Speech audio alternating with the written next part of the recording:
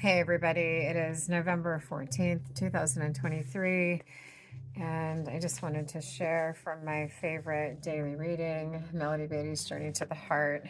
I had to tape the spine together because I've loved this book for a few years now. So, in the practice of yoga, we talk about finding our way home. And so, when you first show up to your first yoga class, most people are really, really far away on that journey.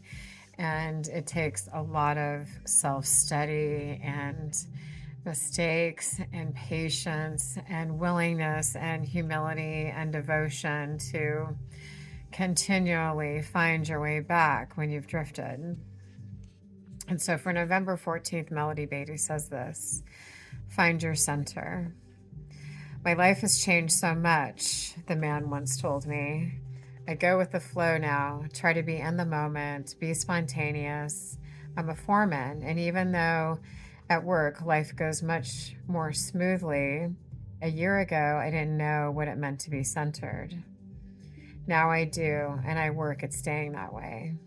He looked around the camp, a nature retreat in the heart of Willamette National Forest in Oregon.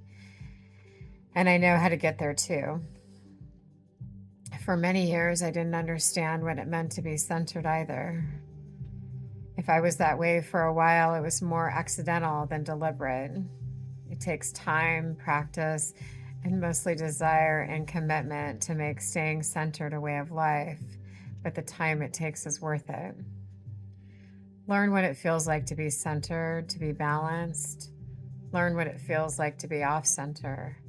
Learn to tell the difference, and then learn to come back to center as quickly as possible. Quiet and relaxed, feeling right about what you're doing, on track, in harmony, at peace, in balance, no turbulent emotions racing through you, no disorganized thoughts clamoring through your head. Your body feels aligned and you feel connected to it. What you do and what you say comes from your center. It feels right and honest. It feels like you, and you feel connected to yourself, your deepest self, your soul. Your heart is open, and so is your mind. That's the place from which we're seeking to live our lives. Find a way to get to that place and then go there often. Some helps include nature, listening to music, going for a walk, repeating a prayer, or forms of deep breathing or meditation. Or as my dog would say, like rolling around on his back on the floor, right? It's normal for us to drift away from that place because we live in a world that is constantly distracting us, right?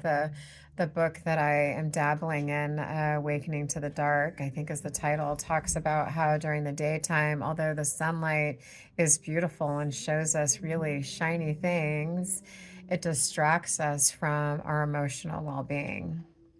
And so in the evening time is when our anxiety and fear moments are amplified or ignited because there's not those shiny objects that are distracting us from the truth. So I've been in that place of being distracted and pulled away, and hormones are something fierce to deal with, but I am.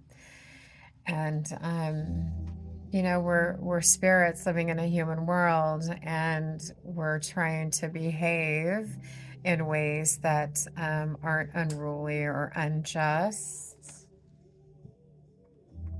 I'm gonna see what my dog's got. In ways that pull us away from that center. So wherever you are today, if you are not feeling grounded and centered, pause and breathe.